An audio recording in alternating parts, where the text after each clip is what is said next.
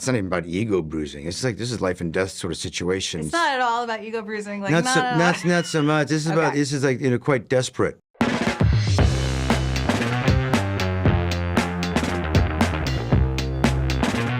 There's not a problem in here that I can't solve for you.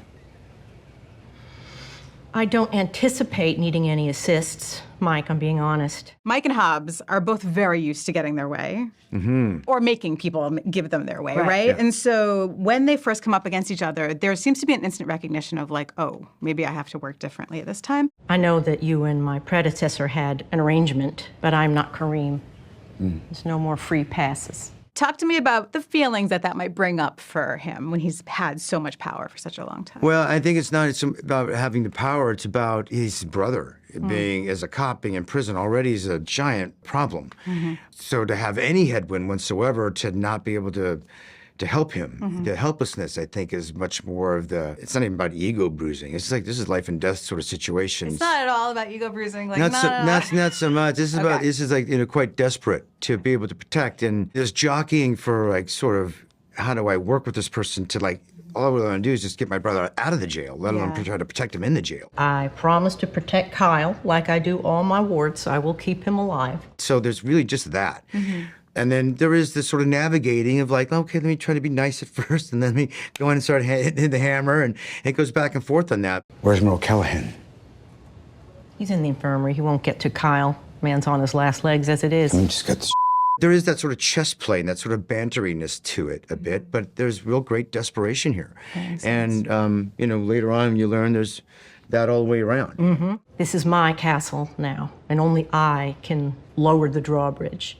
Well, Edie, let me come to you. Toward the beginning of the season, I think it's in the second episode, Torres says to her, we've faced worse than this. And she says, have we? Yeah. I love that little window into how solid is she and that she can actually turn around things in Anchor Bay. I think she's pretty solid. I think she hadn't anticipated that she would face the headwinds that she did, or that she would feel vulnerable to them, which I think she learns pretty early on that, this may not be the walk in the park that she had hoped it would be. But I think it takes a lot to shake her confidence, She's had to face all kinds of stuff as a woman in a, typically man's job in a man's world that I think she still sees herself as ultimately the victor, but she's going to have to work a little harder for it this time, is I think where she's at. Both of your characters are very savvy operators. Obviously, no spoilers, but might there be a point in the season where they realize they have to work together in order to achieve a common goal?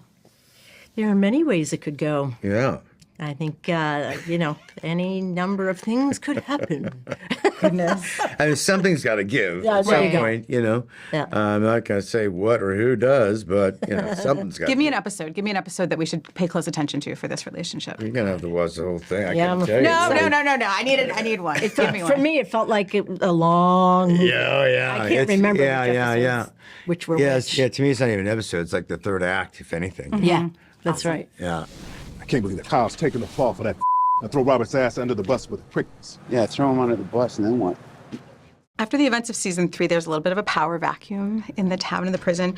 Talk to me about how that's affecting Ian at the start of the season. Is he feeling that unsettled feel that it seems like everyone is kind of tapping into? Yeah, I mean, the crazy thing about Ian is he has a terrible relationship with accountability.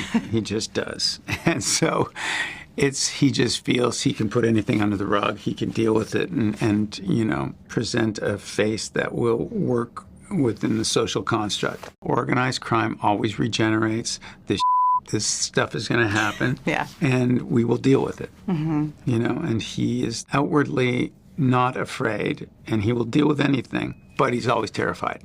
Yeah, well, you need so many people to be on board with what's going on, right? Yeah. And then you have new players coming in who may or may not be. Let's talk a little bit about Cindy. Laura, she's a corrections officer. We know right off that she's a mom, but tell me, what can you tell us about her at the beginning of the season? She has not had the easiest life. I think this road has led her to the dead end that is Kingstown, and she is trying to choose more stability for her kids. And, to be a corrections officer, you need 3 or 4 weeks of training, but then you get benefits, you get health care, you get flexibility within your schedule at times, so you can take your kid to the doctor, and then you can also afford to because now you have health care. So, for a lot of people who grew up in her position, this is actually a really great job. What it is on paper and then what it is in reality, I think, is unimaginable. Right. And what she ends up sort of becoming a part of is not what she thought would happen. So we see, I think, a really good-hearted person who's had a challenging life come into a situation where she has been asked to do things that she never thought she would. Yeah. I'm going to see your brother every day. And he's a prisoner like anybody else now, okay? Do your 8, hit the gate, collect your checks, go home, take care of your kids, that's it. We see her meet Mike in the very beginning of the season. Give us a little bit about what that first impression is like on both of their sides. I mean, I don't know what his first impression is of me. I think that she doesn't have the greatest taste in human men. I think she, fair, you know what I mean? I don't think she's had the cream of the crop at her fingertips. So, and we were talking about this, even, in friendships, sometimes you will seek out a person who has the same challenges as you. Like the brokenness in me sees the brokenness in you. And I will heal you, and therefore I will be healed, and then I don't actually have to do any work on myself. So I think as women, we do that a lot. Or I'll just speak for myself. I think I had a period of time where I was like, I'm going to just sew you right together, and then you'll be the best doll ever. Hugh, Evelyn is circling Ian at the beginning of the season. It seems to me like he might be a little bit nervous about that. Do you think that's getting through at all? Oh, I do. And I think what's funny is just the smallness of the character sometimes makes me laugh. I love it because he's so pissed off that we're from the same town. We're townies. Therefore, you should be on board. So it's like I remember, what's funny, so much of it is stuff that I've pulled from my real life. It's like, you were always like this in high school. And so his resentment is now, I am not going to be tolerant of this kind of behavior. I'm a police officer. And she is not having any of it. So there's a humor in it, and there's something that I just love about all of the characters and the world. Bless you. Bless us all. Bless us all, Jesus. I mean, we should just end there. Right? Thank you guys so much. From there.